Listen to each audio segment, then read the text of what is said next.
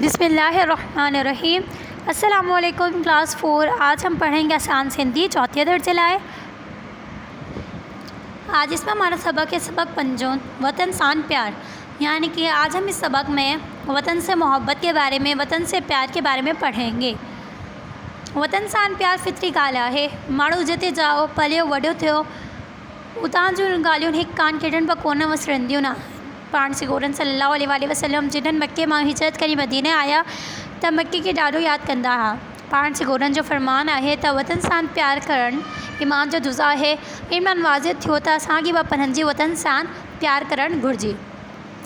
اچھا بچے، تو اس چیپٹر میں کیا ہے، یعنی کہ کیا بتایا جا رہا ہے کہ وطن سے محبت ایک فطری بات ہے، یعنی کہ قدرتی طور پہ بات ہے کہ ہم جہاں پیدا ہوتے ہیں، بڑے ہوتے ہیں، کھیلتے کودتے ہیں، وہاں کی باتیں انسان کبھی بھلا نہیں سکتا۔ اب آپ یہ دیکھو، اگر آپ بچپن میں ایک گھر بڑے ہونے تک کے گھر میں رہتے ہو، ٹھیک ہے، آپ کا گھر ہوتا ہے، آپ وہیں پہ پلتے ہو بڑھتے ہو، اور پھر اچانک سے آپ کو اپنا وہ گھر، مطلب جیسے وہ گھر آپ کو تبدیل کرنا پڑ جاتا ہے، آپ چلے جاتے ہو کہیں اور، تو آپ کو وہ اپنا پرانا والا گھر کتنا یاد آتا ہے نا، کہ ہم وہاں پہ اس طرح کرتے تھے، ہم وہاں پہ اس طرح کرتے تھے، اس طرح کھیلتے کودتے تھے۔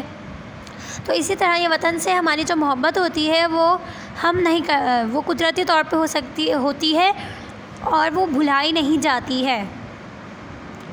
آپ صلی اللہ علیہ وآلہ وسلم جب مکے سے ہجرت کر کے مدینہ آئے تو مکے کو بہت زیادہ یاد کرتے تھے۔ آپ صلی اللہ علیہ وسلم فرماتے ہیں کہ وطن سان پیار کرنا ایمان سے جزا ہی، وطن سے محبت پتہ ایمان کا حصہ ہے۔ اللہ تعالیٰ نے ہمیں کتنی قربانیوں کے بعد ہمیں ایک وطن ہمارا دیا ہے، اس کے لیے ہمارے بزرگ کتنی انہوں نے اپنی قیمتی جانیں، قیمتی مال و دولت، یہ سب کچھ انہوں نے کھویا ہے، کس لیے؟ صرف ایک وطن، اپنی ایک پہچان حاصل کرنے کے لیے۔ آپ لوگوں کو معلوم ہے نا کہ ہمارا پیارا پاکستان کتنی قربانیوں کے بعد حاصل ہوا ہے، تو اسی لیے ہمیں چاہیے کہ ہم اس کا بہت زیادہ خیال رکھیں، اپنے وطن سے محبت کریں، کیونکہ یہ ہمارے پیارے نبی صلی اللہ علیہ وآلہ وسلم کا ارشاد بھی ہے کہ وطن سے پیار ایمان کا حصہ ہے۔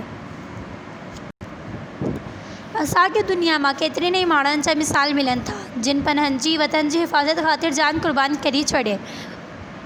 अच्छा पता है, हमारी दुनिया में कई ऐसी मिसालें मिलेंगी जिन्होंने अपने वतन के खातिर अपनी जान कुर्बान कर दी। अब जो हमारी पाक फ़ौज है वो भी तो हमसे अपनी ज़मीन से, अपने वतन से किया हुआ वादा निभाती है ना। अपनी दुनिया से मतलब जैसे अपना घर बार छोड़ कर, अपने बीवी बच्चों को छोड़ के, बहन भाइयों को छोड़ के, माँ बाप को छोड़ कर, आसाइश आराम छोड़कर सिर्फ इस मुल्क की हिफाजत के लिए, इस मिट्टी से किया गया वादा निभाने के लिए बॉर्डर पर हिफाजत करती है हमारी। किस लिए करती है? क्योंकि वो अपने वतन से मोहब्बत करते हैं ना, और अपने वतन की हिफाजत के लिए जान भी कुर्बान कर देते हैं। अमीर अब्दुल रहमान अरबस्तान जो रहाक हो। अमीर अब्दुल रहमान कौन थे? अरब के रहने वाले थे, परंतु जो मुल्क छड़ी अपना मुल्क छोड़ा वजह स्पेन जो शहजादो थी और स्पेन के हुक्मरान बन गए। एक भेरी स्पेन जो सैर करने के जे एक दफ़ा जब वो स्पेन की सैर कर रहे थे, कजे जो वण रसी बही रही हो, वण के मुखातिब थी चयाइन त पान बनी जी हालत बा जा एक झड़ी आहे, तू बा पनन जी वतन कान दूर आहे, आऊं बा पनन जी वतन कान विछड़ियल आहियां, जसो त हिकु शहज़ादो बा पनन जी वतन की नथो वसारी। अच्छा, जो अमीर अब्दुल रहमान थे वो एक स्पेन के हुक्मरान थे, मगर वो रहने वाले अरब के थे। एक दफ़ा जब वो स्पेन की सैर कर रहे होते हैं तो एक खजूर का दरख्त देखकर उदास हो जाते हैं और अपने उस दरख्त को मुखातिब करके बोलते हैं कि हम दोनों की हालत एक जैसी है और तुम भी अपने वतन से दूर हो और मैं भी अपने वतन से दूर हूँ, क्योंकि ये जो खजूर के दरख्त हैं वो अरब में कसरत से पाए जाते हैं। और जब स्पेन में उन्होंने ये दरख्त देखा तो उन्होंने यही कहा कि हम दोनों की हालत एक जैसी है, कि तुम भी अपने वतन से बिछड़े हुए हो और मैं भी अपने वतन से बिछड़ा हुआ हूँ। वो एक शहज़ादा होकर भी, एक स्पेन का हुक्मरान होकर भी अपने वतन को ना भुला सके।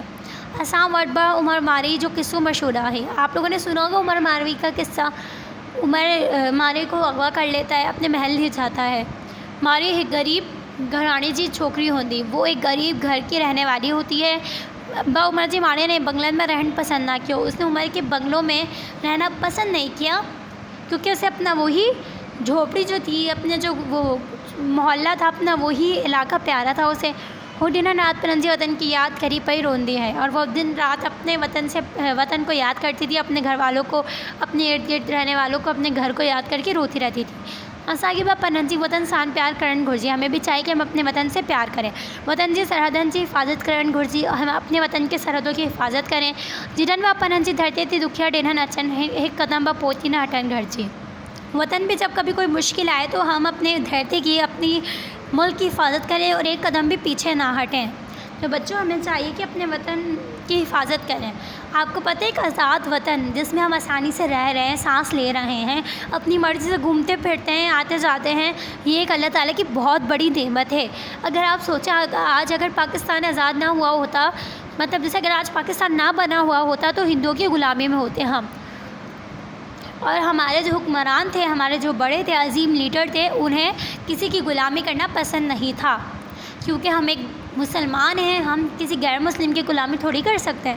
اس لیے اتنی محنتوں کے بعد، اتنی قربانیوں کے بعد ہم لوگوں نے ایک آزاد وطن حاصل کیا، اور ہمیں چاہیے کہ ہم اس کی بہت اچھے سے حفاظت کریں۔ امیری غریبی کے فرق کو ختم کر کے زندگی کے ہر لمحے میں وطن کو یاد رکھنا چاہیے، اور ایک آزاد وطن آدمی کی پہچان ہوتا ہے۔ اگر ہم کہیں جاتے ہیں تو ہم اپنے وطن سے پہچانے جاتے ہیں۔ اگر آپ یہ دیکھو، اگر آپ یہاں سے باہر جا رہے ہو، آپ کراچی سے باہر جاتے ہو کہیں، تو آپ یہ بولو گے نا میں کراچی سے آیا ہوں، اور اگر آپ اسی طرح آپ پاکستان سے باہر جاتے ہو تو آپ کیا بولو گے؟ میں پاکستان سے آیا ہوں۔ اب وہاں پہ آپ کو کیا کہہ کر پکارا جائے گا؟ پاکستانی، یہ تو پاکستانی ہے۔